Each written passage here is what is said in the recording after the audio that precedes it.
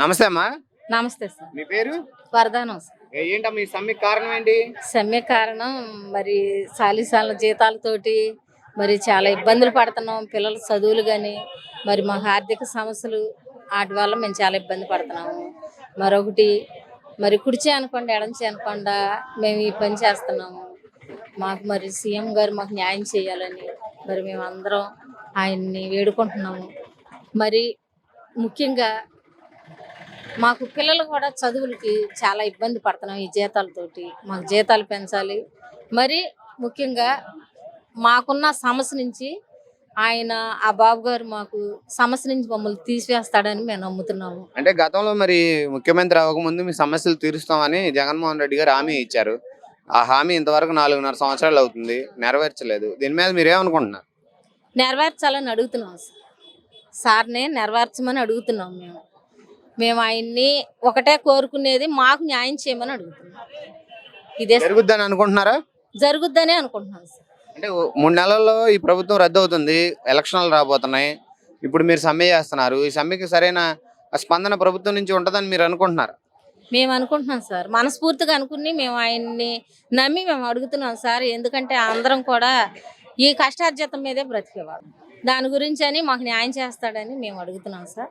మరి పిల్ల జల్లతోటి మేము అందరం కూడా మేము చేసే పని ఎవరు కూడా చెయ్యరు సార్. ఇలాంటిది ఒక్కసారి ఆయన మమ్మల్ని జ్ఞాపకం చేసుకోవాలని మేము మనస్ఫూర్తిగా ఆయన్ని వేడుకుంటున్నాం సార్. ఇదేనా? ఓకే బ్రదర్, నమస్తే. నమస్తే అండి. మీ పేరు? నా పేరు వెంకటనారాయణ. చెప్పండి, మీ సమ్మెకి ప్రధాన కారణాలు ఏంటి? ఈరోజు ఈ సమ్మెకి ముఖ్య ఉద్దేశం మా యొక్క ఇబ్బందులు, సాలీసాలని జీతాలు, అట్లాగే మరి గౌరవనీయులైన ముఖ్యమంత్రి వర్యులు పాదయాత్రలో 2018లో నేనున్నాను, నేను చూశాను, మన ప్రభుత్వం అధికారంలోకి వస్తే నేను రెగ్యులేట్ చేస్తానని చెప్పి మాకు మాట ఇచ్చారు. అట్లాగే మరి 2021లో ప్రభుత్వం 2019లో ప్రభుత్వం అధికారంలోకి వచ్చింది. మరి 20 అసెంబ్లీలో కరోనా టైం, మరి 2021 2 సంవత్సరాలు కరోనా టైంలో ఆయన అసెంబ్లీ సాక్షిగా ఒకటే చెప్పారు, మాకు పారిశుద్ధ కార్మికుడికి ఎంత ఇచ్చినా తక్కువే, సాలీసాలని జీతం వాళ్ళ ప్రాణాలు ప్రాణంగా పెట్టి మరి ఈరోజు మన ప్రజల ప్రాణాలు కాపాడుతున్నారు అని చెప్పి ఆయన అసెంబ్లీ సాక్షిగా మాట్లాడటం కూడా జరిగింది. మరి ఆయన అన్నట్టుగా ఇచ్చిన హామీ నెరవేర్చాల. మరి ఆ 2 సంవత్సరాల కరోనా టైంలో కూడా మా పారిశుద్ధ కార్మికులందరూ చాలామంది చనిపోవడం కూడా జరిగింది. మరి ప్రమాద బీమా కూడా కల్పించాల. అట్లాగే మరి మాకు ఇచ్చిన హామీని నెరవేర్చలేదు. ఇవాళ రోజున ఆయన అధికారంలో రాకముందు మా శాలరీ వచ్చేసి 12,000 అండి. 2018 నాటికి మా జీతం 12,000.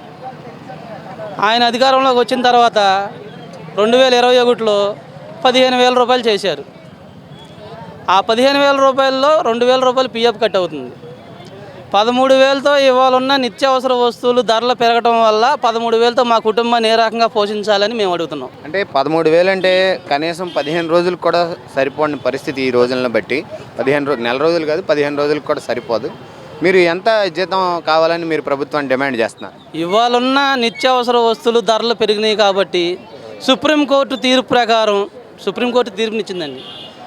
పారిశుద్ధ కార్మికులకి సమాన పనికి సమాన వేతనం మీరు చెల్లించండి అని చెప్పి ఉత్తర్వులు జారీ చేశారు. ఆ గవర్నమెంట్ ఏదైతే జారీ చేసిందో దాని ప్రకారమే మేము ఇవ్వమని అడుగుతున్నాం. మేమేం గొంతమ్మ కోరికలు మాకు ఒక 50,000 ఇవ్వండి అని మేము అడగట్లా. ఏదైతే ఇండియన్ గవర్నమెంట్ సుప్రీంకోర్టు ఆర్డర్ ఇచ్చిందో దాని ప్రకారంగా ఇవాళ చూసుకుంటే వేతనం 26,000 రూపాయలు ఇమ్మని ఆ రోజు చెప్పడం జరిగింది. మేము అదే ఇమ్మని అడుగుతున్నాం. ఇవాళ 13,000 రూపాయలతో మా పిల్లల్ని స్కూల్లో చదివించాలన్నా లేదంటే మేము ఏదైనా మంచి ఫుడ్ పెట్టలేకపోతున్నాం. వాళ్ళకి కష్టపడతాకి మేము చేసేదేమో మంచి పని కాదు, మాకు అనారోగ్యాలు పాలవుతున్నాం. ఇక్కడ చూసుకుంటే లక్షలు అవుతున్నాయి. హాస్పిటల్కి వెళ్తుంటే క్యాన్సర్ వచ్చినా, కిడ్నీలు పోయినా, ఏదన్నా కాలు చేతులు ఏది జరిగినా హాస్పిటల్లో డబ్బులు పోసుకుంటున్నాం, ప్రైవేట్ హాస్పిటల్లో. మీకు ప్రభుత్వం తరపు నుంచి అవుట్సోర్సింగ్ కార్మికులకి ఈ ఆరోగ్య బీమాకు సంబంధించి ఏమి వర్తించదా? ఏమి ఇవ్వలేదు సార్. మాకు హెల్త్ కార్డులు అన్నారు, అసలు గుడివాడలో హెల్త్ కార్డు లేదు. మరి అట్లాగే చాలామంది ఇబ్బందులు పడుతున్నారు, హాస్పిటల్ పాలవుతున్నారు. మేము ప్రభుత్వ పథకాలు కూడా మేము ఎంప్లాయ్ అని వస్తుంది. ఈ రోజున మేము ఏదైనా సర్టిఫికేట్ పెట్టుకుంటే ఏదైనా లోన్కి బయట లోన్ అప్లై చేసుకుందామంటే వెళ్తే మా ఆధార్ కార్డు కొట్టంగానే మీరు ఎంప్లాయ్ అండి, మీకు రాదండి అని చెప్తున్నారు. మాకు ఏపీ ఆబ్కాస్ కార్పొరేషన్ ఏర్పాటు చేసింది జగన్మోహన్ రెడ్డి గారు. ఇవాళ 1వ తారీఖు జీతం వేస్తున్నారు. మేము దానికి మెచ్చుకున్నాం. కానీ మాకు సాలం జీతాలతో మేము ఎటు వెళ్ళినా మాకు రూపాయి లోన్ తీసుకుందామంటే ఎంప్లాయ్ అంటున్నారు. ఏ రకమైన మాకు సాయం అందట్లా. అది మేము కోరుకునేది. మేము చేసేది న్యాయమైన డిమాండ్ అని గౌరవనీయులైన ముఖ్యమంత్రి గారికి అనిపిస్తే మేము చేసే పోరాటానికి మరి ఆయన స్పందించి దేవుడి దయ వల్ల మరి ఏమైనా మేలు చేస్తాడని మేము సమ్మెలోకి దిగాం. నేను ఆశిస్తున్నాం.